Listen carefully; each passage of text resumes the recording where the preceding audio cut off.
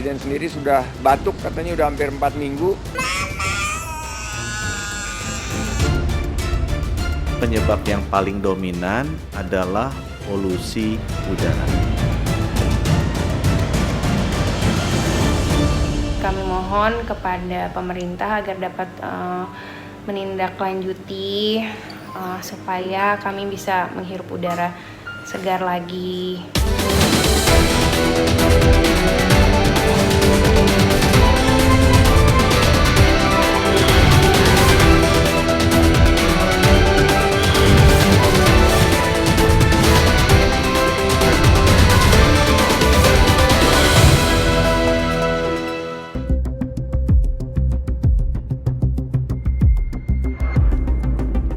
Sejak Maret 2023, keluhan tentang polusi udara di Jakarta dan kota satelit sekitarnya seperti Tangerang Selatan dan Depok semakin ramai. Setiap pagi saat cuaca cerah, justru pemandangan seperti ini yang saya lihat.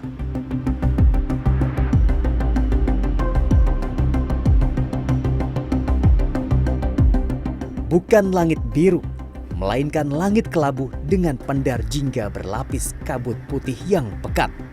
Tanpa menghirupnya pun, kerongkongan ini sudah terasa tercekam. Langit seperti ini tidak hanya terlihat 1 atau 2 hari dalam sepekan di Jakarta. Saya merekamnya 4 hari berturut-turut, Kamis hingga Minggu. Kamis 24 Agustus 2023 pukul 6.30 pagi. Langit Jakarta yang saya lihat dari tempat saya berdiri seperti ini. Matahari yang baru terbit bersusah payah menghantarkan sinarnya menembus kabut pekat polusi. Iya, polusi, bukan kabut embun pagi.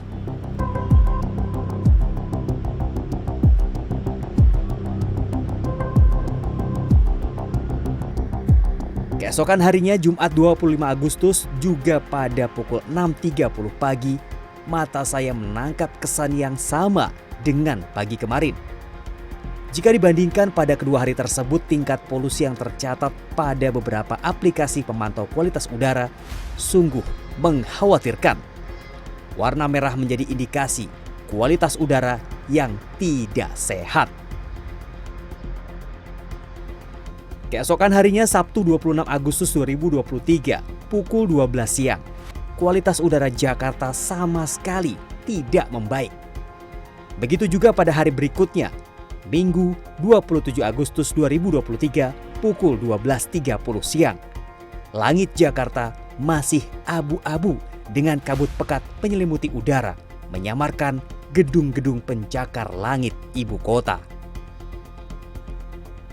Data dari sejumlah aplikasi pemantau kualitas udara juga menunjukkan warna merah tanda tidak sehat. Tidak hanya di pusat kota Jakarta, tapi juga di beberapa wilayah dan kota satelit seperti Tangerang Selatan, Depok, bahkan Bogor. Status kualitas udara Jakarta juga naik peringkat pada Minggu menjadi kota dengan udara terburuk di dunia. Padahal Minggu dianggap sebagai puncak akhir pekan saat aktivitas dan mobilitas penduduk berkurang di ibu kota. Dari kamera udara terlihat sangat jelas bagaimana lapisan kabut polusi memayungi langit Jakarta pada Minggu siang. Pengalaman ini meninggalkan kesan bagi penduduk ibu kota dan para komuter. Mereka mengirimkan kepada kami, tim Indep CNN Indonesia, beberapa potongan video yang memperlihatkan udara berpolusi yang mereka temui saat berangkat menuju lokasi kerja beberapa pagi belakangan. Pagi hari yang biasa dianggap sebagai waktu terbaik untuk menikmati udara segar, kini tidak lagi. Bahkan, pagi hari menjadi salah satu bagian waktu dalam 24 jam yang memiliki kualitas udara tidak sehat. Karena tidak banyak masyarakat yang tahu justru ketika pagi kualitas udara itu belum baik. Jadi dia mulai buruk itu setelah sore. Jadi setelah sore itu matahari kan tenggelam, lalu kemudian atmosfer mendingin dan kemudian gerakan udaranya turun membawa serta polutan. Jadi selepas maghrib hingga keesokan harinya, mungkin menjelang siang jam 11, jam 12, itu konsentrasi polutannya PM2,5 khususnya di wilayah Jakarta itu masih tinggi gitu. Yang seharusnya pagi itu sudah membaik, tetapi juga didorong oleh dua faktor. Faktor yang pertama itu adalah masyarakat ketika pagi kan mobilitasnya tinggi, pergi ke sekolah, pergi ke kantor. Itu kondisi yang pertama. Kondisi yang kedua adalah ketika pagi hari juga ada lapisan inversi yang mencegah polutan itu naik lebih tinggi lagi gitu. Jadi dua faktor tersebut. Nah, setelah jam 3, jam 4, justru disitulah keadaan yang kualitas udaranya membaik atau konsentrasi polutannya turun karena atmosfer kita sudah hangat, dan kemudian ya konsentrasi polutannya turun sebelum dia naik lagi selepas maghrib. Jadi siklus hariannya justru kurang baik justru pada saat pagi berlawanan dengan persepsi kita pada umumnya gitu. Beberapa kali polusi menjadi topik hangat pembicaraan warganet. Kami juga mendapatkan kiriman video tentang cerita bagaimana polusi mempengaruhi aktivitas warga ibu kota. Sebagai seorang intern dan mahasiswa yang setiap harinya berkegiatan di luar, aku harus naik kendaraan umum ataupun jalan kaki. Jadi setiap harinya harus pakai masker karena ya bisa dilihat sendiri ya polusi Jakarta. Sekarang ini polusi Jakarta semakin meresahkan. Sampai-sampai lihat deh, teman-teman aku naik kereta aja harus maskeran full semuanya. Hai semuanya. Jadi sekarang posisinya aku udah balik ke rumah. Aku udah gatel banget, pengen buru-buru mandi, pengen buru-buru beres karena berasa banget ya kotornya seharian kegiatan di luar. Nah, kalau kalian tadi udah lihat nih keseharian aku gimana, aku tuh sebisa mungkin pakai masker. Memang sih jujur aja berasanya kayak balik lagi ke zaman Covid ya, yang harus maskeran terus.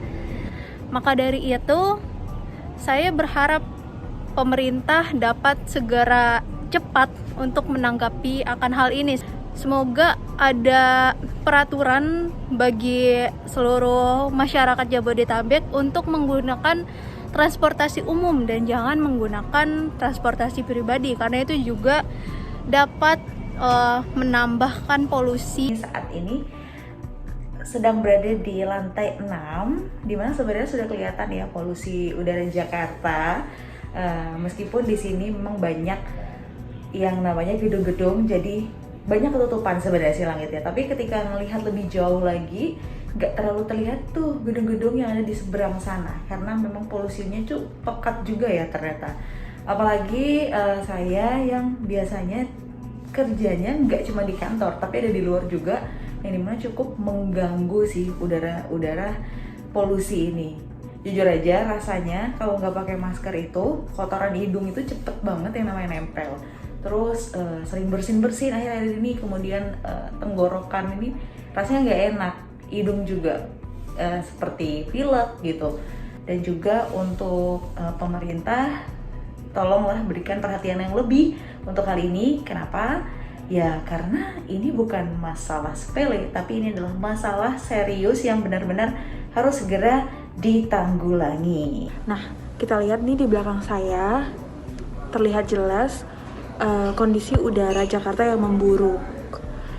Bagi saya, pengguna transportasi umum, situasi ini sangat mengganggu karena kita harus menggunakan masker dan juga harus melakukan segala cara agar tidak terkena penyakit-penyakit akibat dampak polusi ini.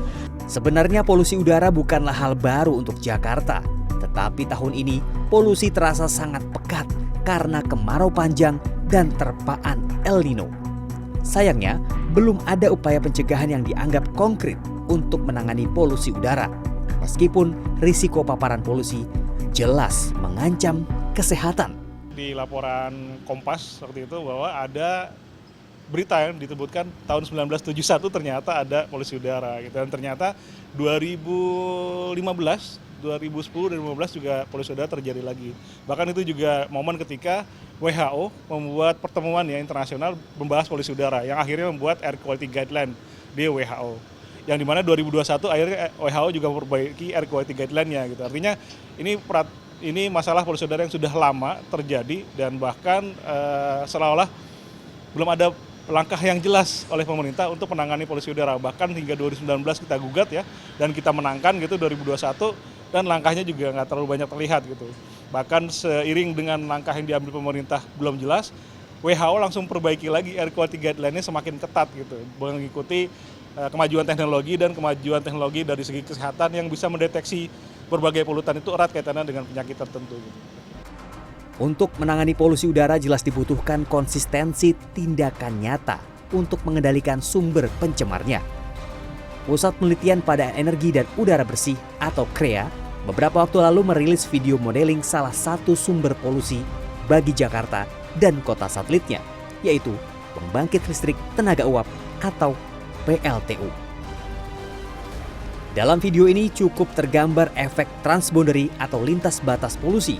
Dari sebuah titik polusi dapat berdampak ke lokasi lain dengan tingkat kepekatan yang bergantung pada kontribusi cuaca dan angin. Ya, ini mungkin video ini salah satu bagian dari proyek KREA dengan salah satu partner menunjukkan kontribusi coal power terhadap kualitas udara. Ya mungkin ini dari visual ini cukup powerful ya. Terlihat dari poin-poin itu, jadi ini hasil permodelan. Hasil permodelan ini tentu kita lakukan untuk sebaik mungkin mengkuantifikasi berapa sih kontribusi dari coal power dari PLTU ini terhadap ya kualitas udara. Memang ada sumber yang lain, tidak ada yang bilang sumbernya hanya satu. Nah ini hanya menunjukkan kalau coal power plant saja atau coal power saja kira-kira seperti ini. Tujuannya tentu untuk membantu pemerintah mengambil keputusan yang baik berdasarkan data dan berdasarkan ya evidence seperti ini. Pada 28 Agustus 2023, kontribusi gas dan debu buang pembangkit listrik tenaga batubara sebagai sumber polutan diumumkan oleh pemerintah. PLTU dianggap menjadi sumber polusi terbesar nomor 2 setelah gas buang kendaraan bermotor di ibu kota dan sekitarnya. Sumber pencemaran ataupun penurunan kualitas udara Jabodetabek yaitu 44% kendaraan, 34% PLTU, dan sisanya adalah lain-lain termasuk dari rumah tangga, pembakaran, dan lain-lain. Pak Presiden menegaskan untuk semua memfokuskan pada kegiatan penanganan pengendalian polusi udara ini karena menyangkut kesehatan. Jadi cara-cara penyelesaiannya harus dengan dasar atau basis kesehatan. Karena Presiden sendiri sudah batuk, katanya udah hampir 4 minggu. Dia pengen bicara tapi nggak bisa, Pak. Ma, yes, ISPA. Diagnosisnya infeksi saluran pernafasan.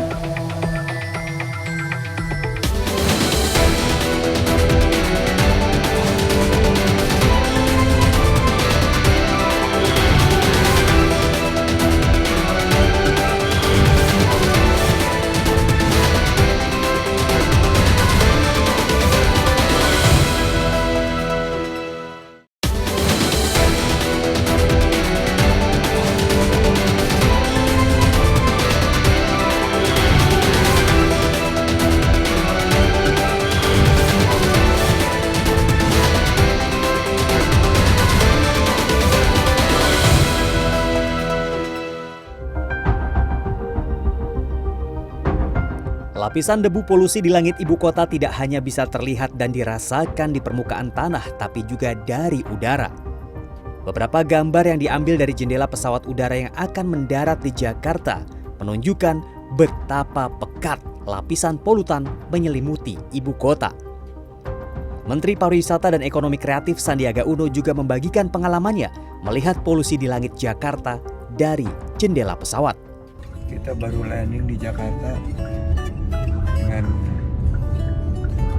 Air Quality Index atau indeks kualitas udara di atas 150, malah mendekati hampir 200 ini. Di Depok saya dapat kabar 220. Saat kita berangkat Dari Makassar tadi pagi, kualitas udara di Makassar 55. Perbedaannya sungguh luar biasa. Nah, ini sudah memasuki status darurat. Ada kalanya memang langit Jakarta kembali membiru dan seolah bersih dari polusi. Salah satu faktor yang dapat menyapu debu polusi dari langit Jakarta adalah angin. Tapi ini hanya bersifat sementara. Ini adalah langit Jakarta yang saya amati di sekitar Cideng, Jakarta Pusat pada Selasa 29 Agustus 2023, sekitar pukul 2 siang, melalui kamera drone. Kualitas udara Jakarta terlihat membaik di bagian utara. Namun, saat drone kami memutar ke arah barat daya dan selatan, lapisan debu polusi masih ada di sana. Tinggal menunggu angin dari utara berhenti berhembus atau angin balik dari selatan, langit Jakarta akan kembali kelabu. Faktor lain yang dapat menyingkirkan debu polusi adalah hujan. Sayangnya, 2023 merupakan tahun dengan kemarau kering dan panjang, ditambah terpaan El Nino ganda. Ya, jadi selain sumber emisinya yang memang berada di wilayah Jabodetabek, kemudian kan tertransport oleh angin. Saat ini anginnya timuran, jadi cenderung terbawa ke arah timur, dan ketika siang juga bisa terdorong ke arah selatan, ke arah Depok, ke arah Tangerang Selatan, karena memang pada saat siang arah angin itu masuk dari laut ke daratan Jakarta. Ya, tahun ini kan tahun yang khusus ya, pertama kali kita kemarau semenjak tahun 2019. Jadi tahun 2020, 2021, dan 2022 kita kan kemarau basah. Jadi polusinya juga tidak separah tahun ini. Nah, tahun ini kita pertama mengalami musim kemarau, ditambah juga dengan efek dari El Nino, sehingga musim kemarau kita termasuk di Jakarta juga nanti lebih panjang, sehingga menjelang akhir Oktober. Dengan kondisi kemarau panjang seperti ini, polusi udara masih akan menjadi persoalan mendesak yang harus diurai. Apalagi risiko dan ancaman kesehatan akibat polusi udara sudah nyata terbukti dirasakan bahkan oleh Presiden Jokowi. Ini ada langkah konkret karena Presiden sendiri sudah batuk, katanya udah hampir 4 minggu. Beliau belum pernah merasakan seperti ini, dan kemungkinan dokter menyampaikan ada kontribusi daripada udara yang tidak sehat dan kualitasnya buruk. Tidak hanya Presiden, Menteri Keuangan pun mengalami kesulitan berbicara, diduga akibat terkena dampak buruknya kualitas udara. Jadi kalau diizinkan Pak Wakil Menteri yang bicara. Makasih Pak. Mohon maaf. Polusi udara menjadi ancaman kesehatan karena akan dengan mudah terhirup oleh manusia. Debu atau partikel mikro akan masuk ke saluran pernafasan, bahkan paru-paru. Kalau kita bicara polusi, ada nggak sih contoh polutan atau partikel yang sudah pernah ditangkap di alat ukur BMKG ini? Ya, ada banyak alat ukur. Ini misalkan salah satunya ini menggunakan HV sampler. Oke, kayak kertas nih ya ceritanya. Betul, ya. jadi ini kita menangkap endapan polutan yang dihasilkan selama 1 kali 24 jam. Nah, kita lihat pada saat awal sampel ini diletakkan, itu masih polos bersih ya, seperti putih. ini, masih polos. Dan ini contoh misalkan pada saat bulan Juli untuk di Bengkulu. Oh, ini dari Bengkulu. Ya, kita mulai bisa ada lihat abu-abu dia ya. sedikit lebih gelap ya. Oke. Dan yang ini contoh berikutnya di tanggal 8 Agustus Ini di tahun ini di Taman Mini. Kita lihat dia jauh lebih gelap. Agustus gitu. di Taman Mini.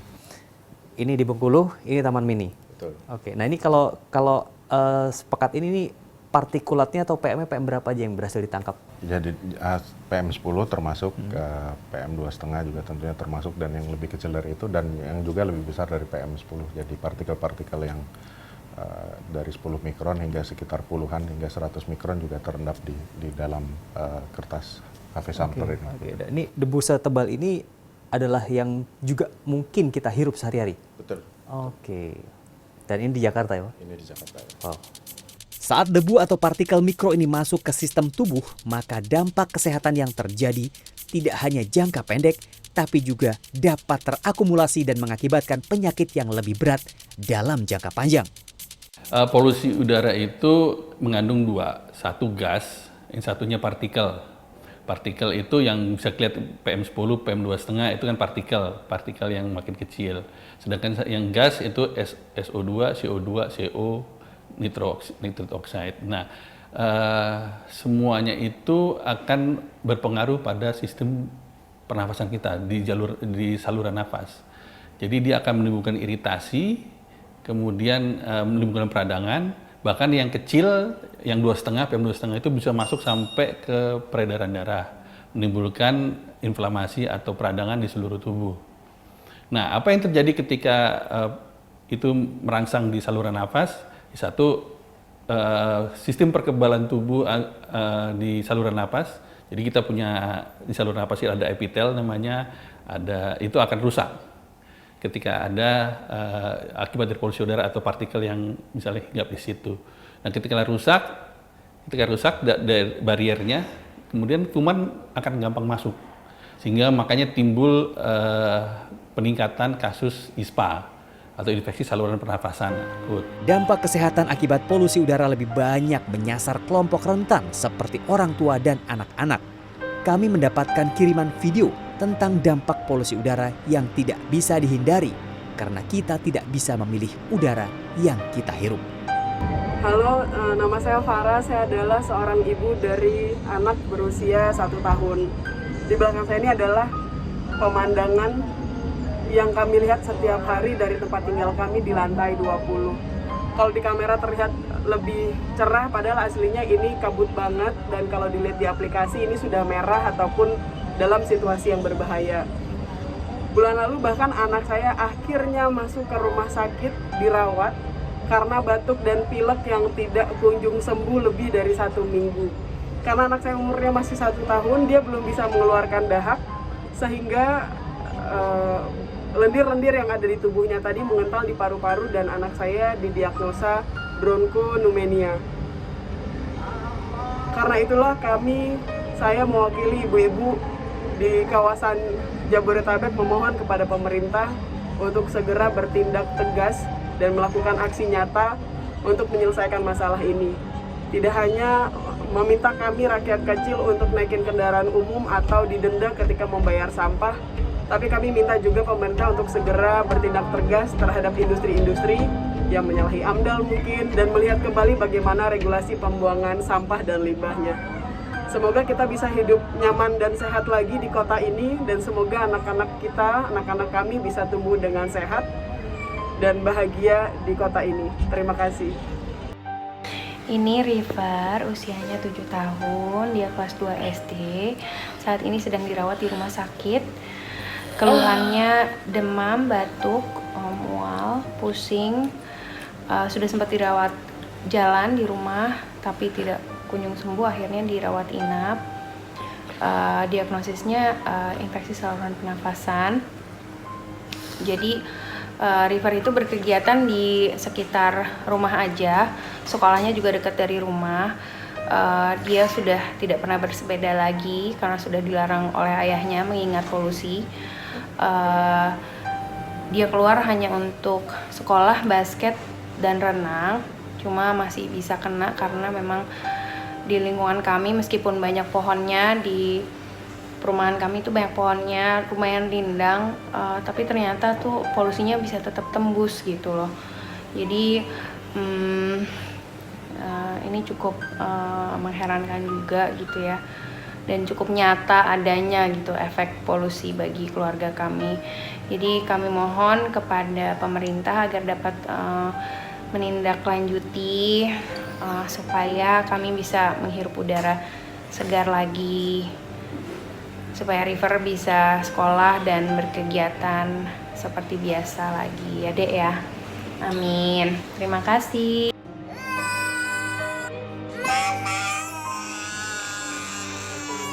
Dampak polusi udara juga bisa menyasar siapa saja, terutama anak-anak. Sejumlah figur publik membagikan pengalamannya melalui media sosial tentang anak mereka yang terdampak polusi udara. Arif Muhammad dan Zaskia Adiameka membagikan cerita bagaimana buah hati mereka terdampak udara kotor. Sama kayak mama deh. Dede. Dede mau roti.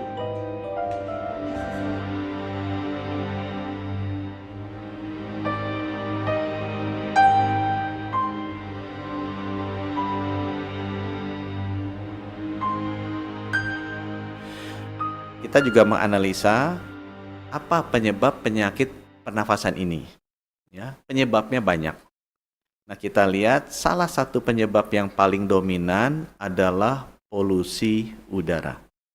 Itu antara 24 sampai 34% dari 3 penyakit utama tadi, pneumonia, kemudian ISPA dan asma itu disebabkan oleh polusi udara.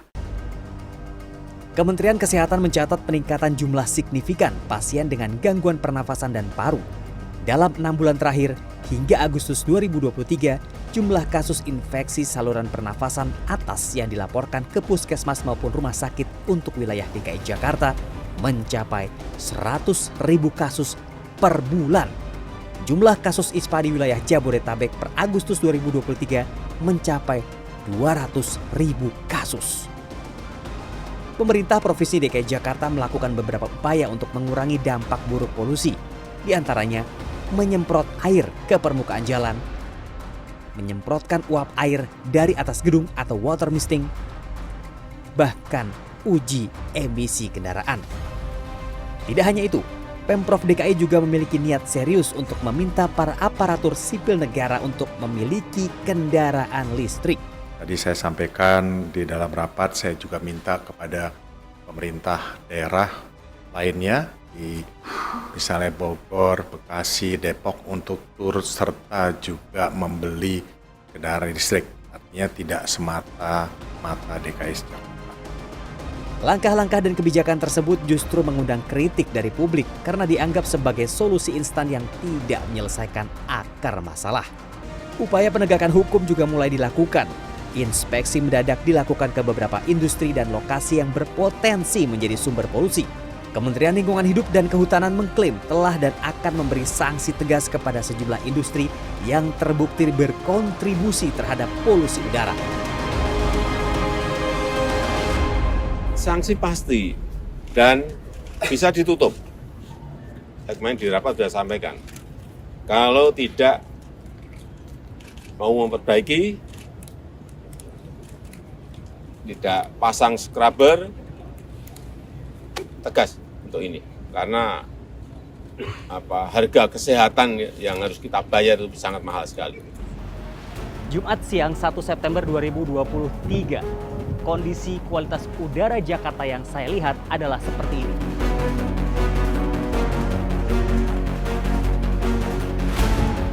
Sejauh mata memandang yang saya lihat adalah kabut putih pekat mengambang di rumah-rumah warga dan juga menyelimuti gedung-gedung pencakar langit ibu kota. Bahkan aplikasi pencatat kualitas udara dunia mencatat Jakarta siang ini menjadi kota dengan kualitas udara terburuk di dunia. Dibutuhkan solusi sesegera mungkin agar dampak polusi udara tidak semakin fatal dan membuat kita menyesal.